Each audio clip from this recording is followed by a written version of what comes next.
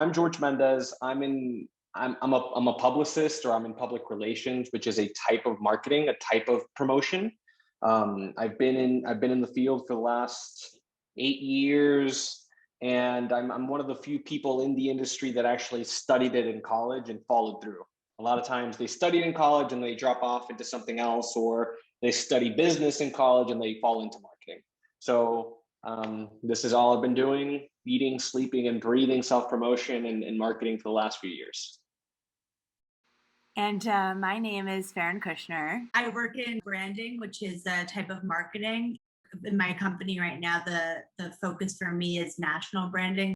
I, like George mentioned, many of us did not start here. I have a background in biology. I have a lot of different careers that I wanted to hang my hat on, if you will. But I ultimately decided that working in marketing and PR and branding was something that was really important to me. I've worked in I've had a couple of different roles within the marketing sphere over the past 5 years. But that is why George and I are talking about this. We figure we had some fun things that we've learned about over the years that we think would be really helpful for you guys to know.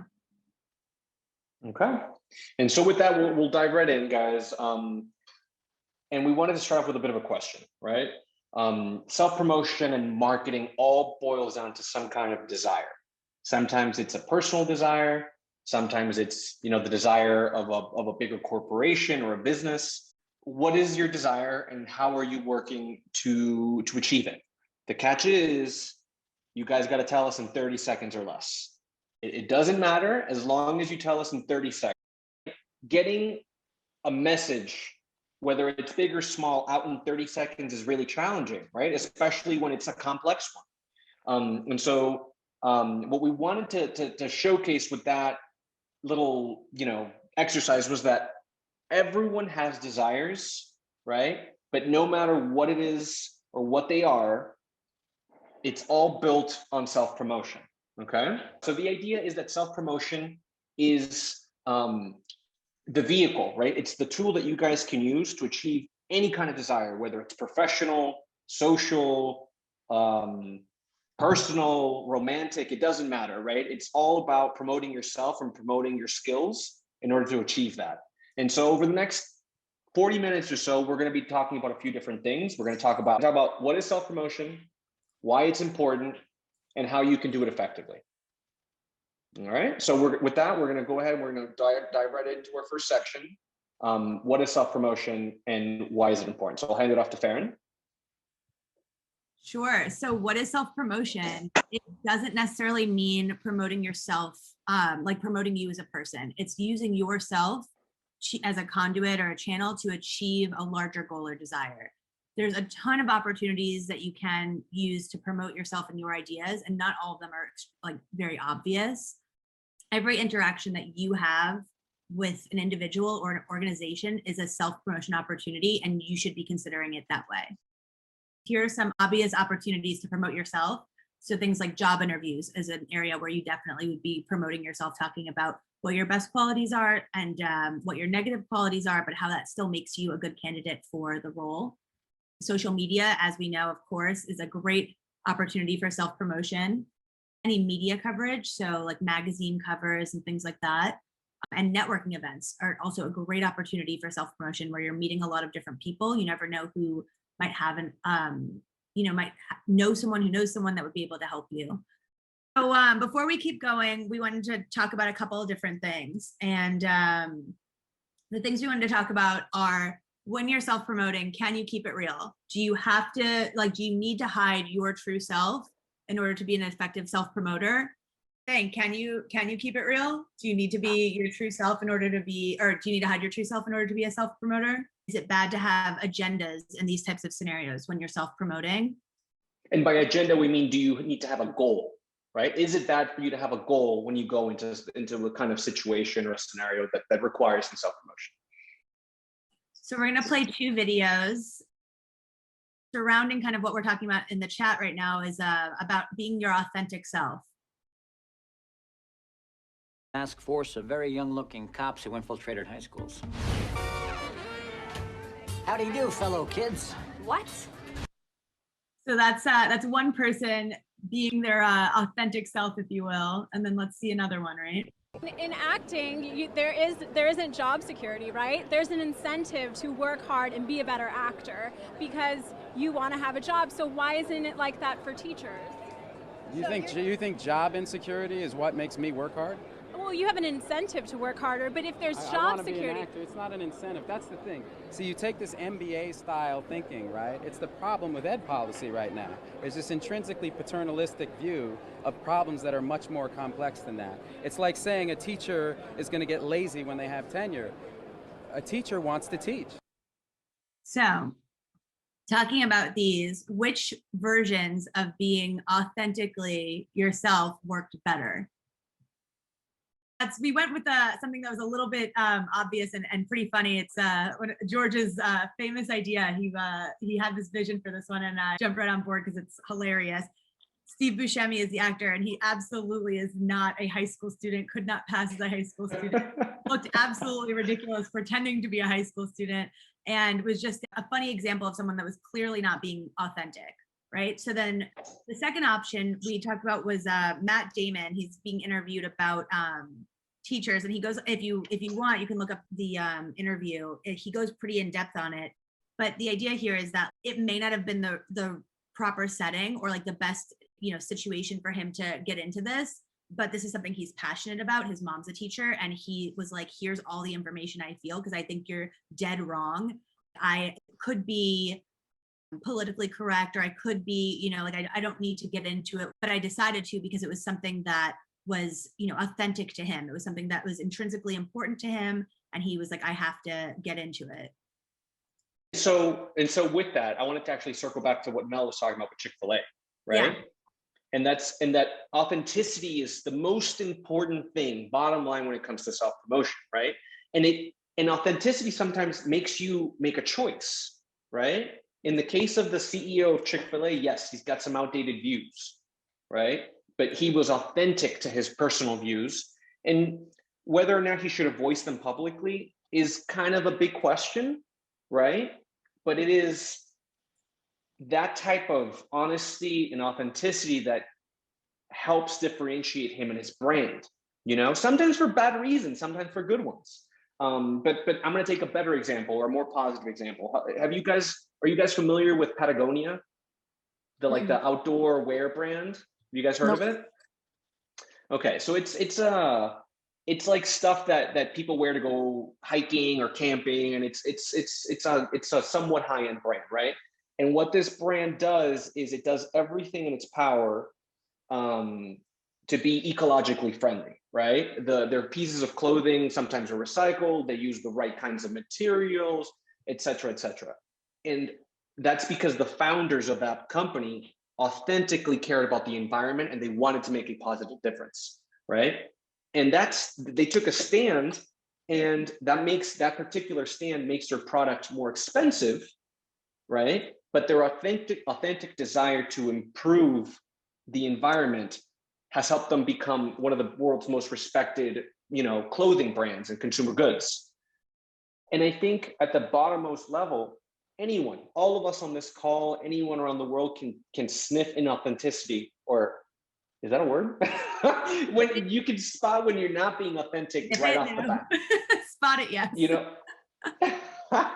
But so yes, it's not always going to come off the right way, or not everyone's going to agree with you, right? But being authentic is the first step towards creating that kind of real connection with someone else, right? People can spot when you're being fake, right? So it's not about necessarily being real or being fake. It's about being the right shade of yourself. It's about showing the right side of you at the right time. I just want to retweet what Monica's saying right now in our chat, that authenticity is following your core values and beliefs, and transparency is about what you choose to share. It's a great statement she made, and I totally agree with it. I think that it's a phenomenal way to explain we're multifaceted people. There's so many different elements to us. you know, when you see somebody on social media that's completely inauthentic and you just don't, their feed just does not resonate with you. You're like, I know this is all nonsense and I can't relate to you. And then you see someone who's being real and you're like, oh my God, they're authentic. I get it. I'm here to follow them. I stand them. They're amazing. That's, you know, the idea here is that they're not deviating so far from who they are that the authenticity of what makes them special isn't lost. Yeah, and I think you guys have all probably seen this, right? There are some influencers on social media that are trying to sell products that they truly care about. And then there are some other influencers that are trying to just sell things because they're getting a paycheck. Yeah. Right. And which one resonates? Which one are you more likely to actually purchase? It's about communicating with them in a way that they're going to understand and connect with while still being true to yourself. Right. So for example, right, I have a true passion for like helping develop affordable housing in Miami. You know, I really feel like there's a lack of housing in Miami for people that have regular jobs, let alone people that are struggling to find a job. And in my company, you know, we focus a lot on high-end housing, a lot of high-end luxury real estate. And, you know, I'm able to bring that perspective I have on housing to those luxury housing clients and benefit them, right? Bringing these personal experiences and personal perspectives and helping them and using them to, you know, drive the larger goal, if that makes sense. Yeah. You want to use the right tool for the right job, right? And I'm a lifelong athlete. I love exercise. And so maybe the metaphor to put here is you wouldn't wear hiking boots to run a marathon, right? And you are not necessarily a different person when you change from boots to tennis shoes or running shoes. You're just fine-tuning what you're using. So we're going to transition here into more of the actionable piece of our presentation. How do you actually effectively promote yourself, your business, your ideas, whatever, right? And that it all begins with understanding the setting, understanding what it is that this room that you're going to go in entails, right? Is it going to be a small group? Is it going to be a large group? Is it going to be a social setting? Can you be more colloquial with your language, more casual with your language? Is it professional, where you need to wear a suit and tie and be very formal, right? It doesn't necessarily mean that you're changing the person that you are when you go into each of these different scenarios. It's how you represent yourself, right? What shade are you showing? Okay. So this, right? Know your audience. Right. And so, yeah, these are the three like bottom line things you always want to know when you go into a self-promotion scenario, right? It's know your audience, know the setting, and know your goal, right? And I'm going to drill down into each of these a little bit more. So when we say know your audience, it isn't necessarily know their name, know their title, right? It's know their motivations, know their desires, and most importantly, what are they passionate about? Because knowing these types of details about the person or people you're going to speak to is going to help you create those lasting connections, right? Those authentic connections. The setting, we talked about it. Is it a small group? Is it a large group? Are you going to be talking in person? Are you going to be talking over Zoom? All of those factors are going to, you know, impact how you dress, how you greet someone, the way you sit, the way you stand, etc. Right? And knowing your goal. You always want to know what it is you're trying to achieve out of some kind of interaction. Sometimes it's a job, sometimes it's a bonus check, sometimes it's a grant. I've been using this example with Faryn, but even like sometimes it's getting a date. You want to know what it is that you want going into an interaction, right? Because that's going to define how it is that you approach it. So how do I make an initial connection with someone? What if we have nothing in common? I remember when Molly and I met with you guys early in, one of the things we talked about is like, how do I pitch to something like the Chamber of Commerce or like a board of directors or people that just feel so far removed from who I am and what I do. The thing that I always remind myself of is that we're all humans. We're all living in this current existence. We're all existing in the same time. We all are going through the same things.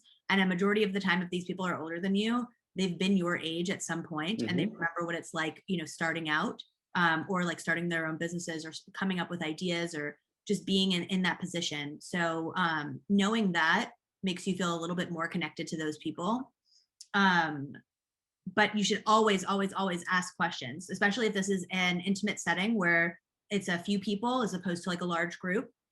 Ask questions and be curious. People love talking about themselves. If you can get people to start talking about themselves, they will feel comfortable. And then they'll be more in tune to hearing about what you have to offer and what you're talking about as well. And they'll feel this connection with you. And also it helps you really find out what they're interested in, what's important to them. And then there's a way that you can tie in what you're talking about to that. So you can really tailor your messaging and know your audience really well if you get them to open up. Molly wrote in the chat, mirroring is a really effective tool to get people talking. If you don't know about mirroring, I highly recommend looking into it. It's, I joked with George when we were putting this together that there's a very fine line between a good self-promoter and a manipulator. So the idea here is that with mirroring is that you're almost reciprocating the body language or the phrasing that someone's used. So if you said like, oh, I love art, you'd be like, art, tell me more about that. What about art? So you kind of get them to talk a little bit more about themselves by showing that interest. But at the end of the day, you should always, always, always save your call to action, like your goal and I don't even know a way to describe a call to action besides a CTA, but save it. Your desired action. Yes. Save that for after you've made the connection. You don't start out in like building a connection with someone by pitching, this is what I want you to do. Come, like, click my link in bio, basically. Right. YouTubers will say, smash that like after the video, right? Not at the beginning. Well, sometimes the beginning, but you want to save it, right? Yeah. And with that, we're going to get into some more of the tools that we like to use in self promotion. And these three things, they're called the pillars of persuasion, right? And it's a big name for some basic ideas, right? And it's in their ethos, which talks about credibility and ethics, pathos, emotions and feelings, and logos, which is logic and reason. And some of you guys may remember this from like elementary school when you guys were learning to write persuasive essays, the 5-paragraph essay for the FCAT or whatever this was something that your teachers drilled into you, right? So the example that we have here is for ethos is buy my car because I'm Elon Musk, right? So you're using your personal history, your personal accomplishments, or those of your business to strengthen your argument. Logos is more of the logical argument. So buy my car because yours is broken and mine is the only one on sale, right? It's the only logical choice. And then the third one, this is the pathos, this is the emotional and feelings one, is my kitten has a rare fatal disease and my car is the only asset I have. Buy my car so that I can pay for my cat's vet bills. So here we want to pause and we want to ask you guys, which of those three pillars of persuasion are the most important or the most effective?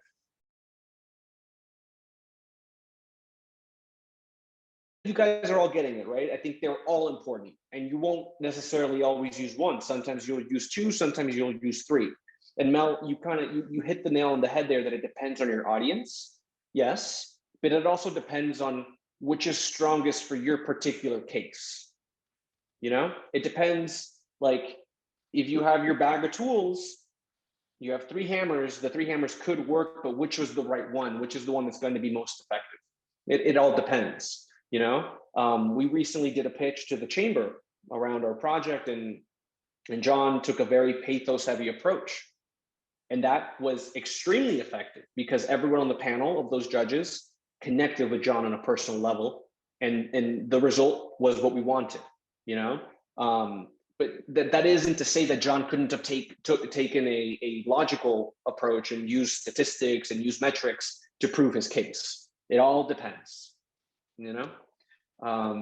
Me personally, I'm more of that pathos kind of person. I let my passion speak for me.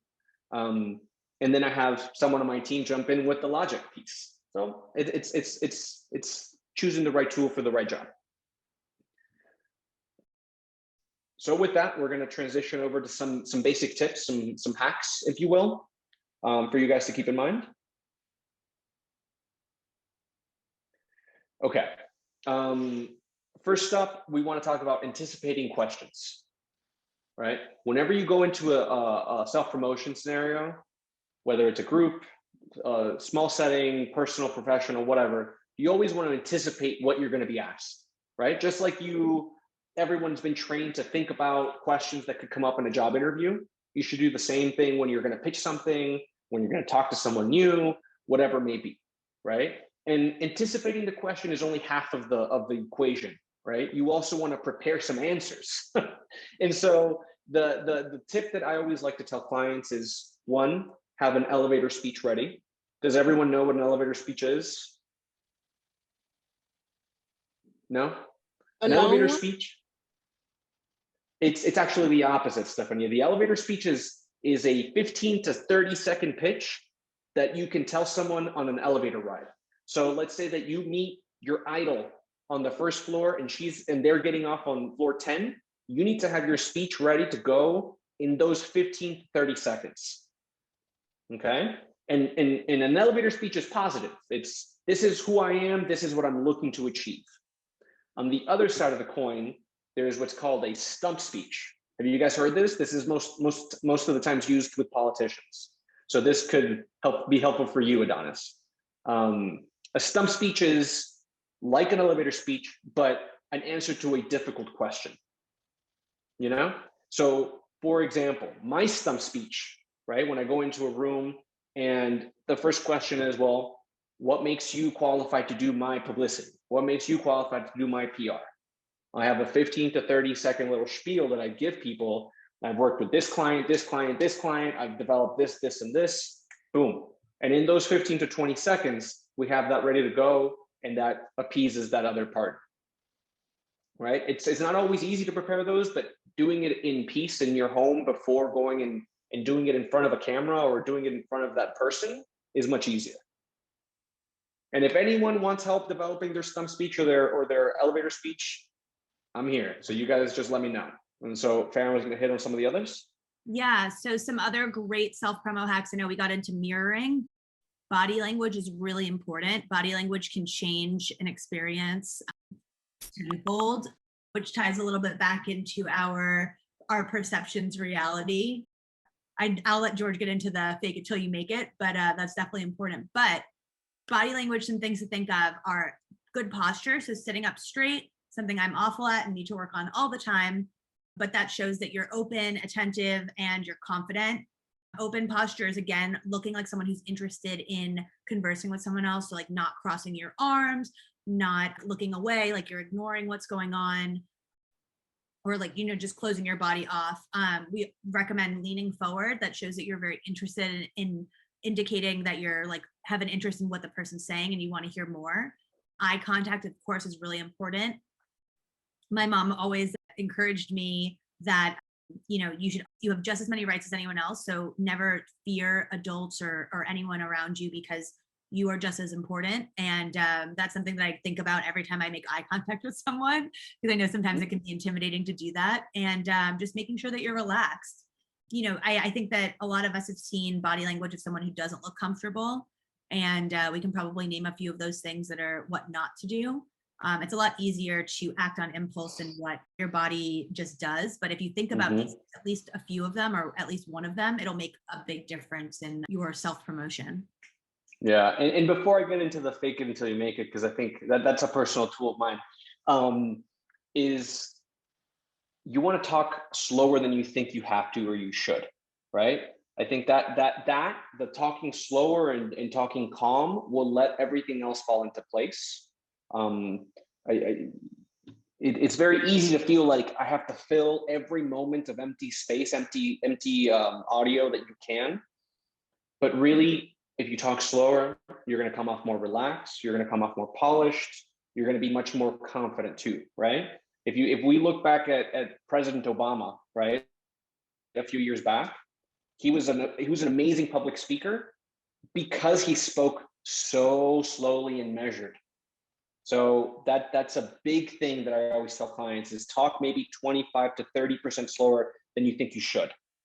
And then finally, yes, if all else fails, fake it till you make it within reason, right? You don't want to lie. You don't want to be false or fake. You just want to, you want to fake that confidence, right? And I want to share just a quick personal anecdote. My first year of college, I didn't have a job. I didn't have a lot of money. All of my money was going towards paying for school. And a couple buddies and me were like brainstorming, like, man, what do we do? How can we make some money so that we can take trips and just have, you know, extra money on the side? And we all loved doing CrossFit. We all loved fitness. And we had the amazing idea to start our own gym. So 3 18-year-olds pulled together their pennies, and we opened up a little gym, and we decided that it was a good idea to launch a Groupon, right? I think Groupons are still around, but it's an easy way to get a lot of people to go somewhere. What we didn't realize is that it's almost too good of a tool, and so we opened up that gym expecting to have maybe, you know, 3 people per class, 50 people total, and we were going to use that slow period to like learn how to be coaches. And then that first day when we opened the doors, we had 1,000 people there. And we were not prepared in any way. We were not ready. We did not have the experience. And all we did was just, we faked it. We faked it. We knew what we were doing, but we faked the confidence. And the gym grew, and it's still going to this day. And you know, that's my favorite example of just sometimes you do have to fake it, and eventually you'll be able to fill in those shoes. So before we wrap up with a final exercise, does anyone have any questions, any thoughts, anything that they want to share? I just want to add a disclaimer. I love George's story. I think it's absolutely chaotic energy, but I'm here for it. And I can't believe he got through it. I'd like to give the disclaimer of fake it till you make it within reason. If you're going pretending you're an expert in microbiology, talking to people who may have that knowledge and you are faking it in an obvious way could get you in big trouble. So there are things that like faking confidence is a good one that you can absolutely fake. Yeah. But faking like statistics and facts, not recommended. It's probably, confidence is probably the one thing that you can fake, guys. You can always be fake confident, and the other person is going to take it as real confidence.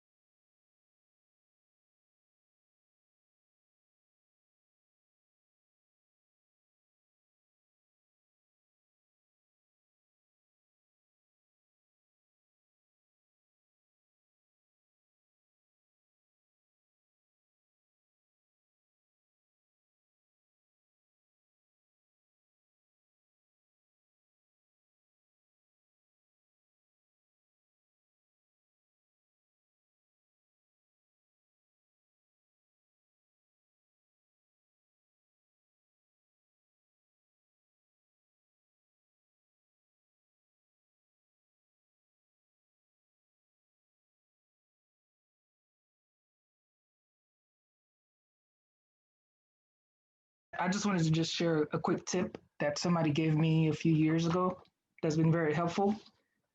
Even though we were self-promoting, but we have to keep in mind it's also about the other person in the audience. I think that was shared here.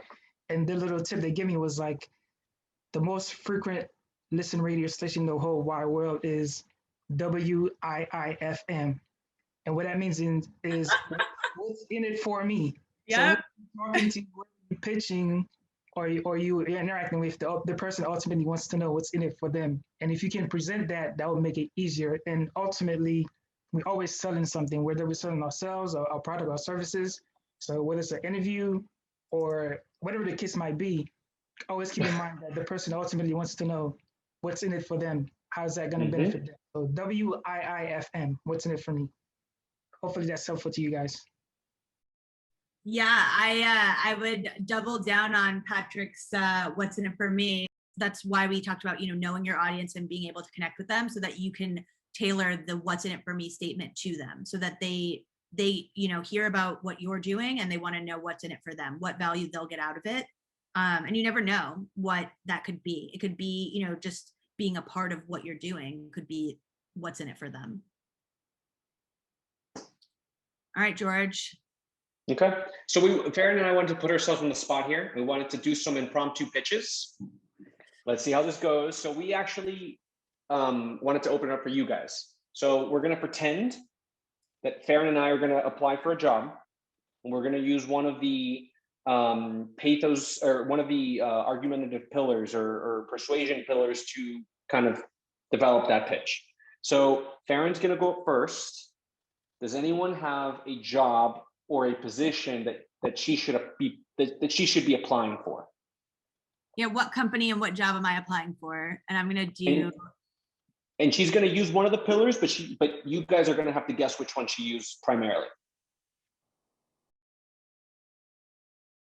A children's trust outreach coordinator. Awesome.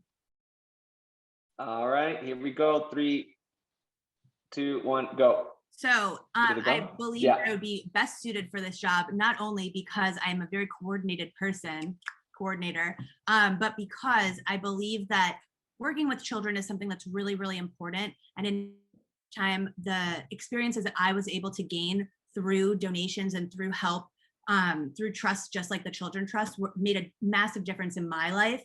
And I believe that that's something that every person should be able to achieve. And that's something I really want to work on, making sure that we can get those resources. Time. Okay, so who wants to take a stab at guessing which of the pillars Faryn used? Logic. That was part of it, yeah. And I think some of the emotion, right? The pathos. She talked about the trusts really making a positive change in her, and she wants to give back. Okay. Yeah, I definitely threw right. some logic in there. I'm sorry. I guess my love language is logos. So. No, but it goes back to what we said, right? You use multiple. You use more than one, always, or most of the time. Okay, so my turn. Who wants to give me a job to apply for? Human resource manager for a staffing agency.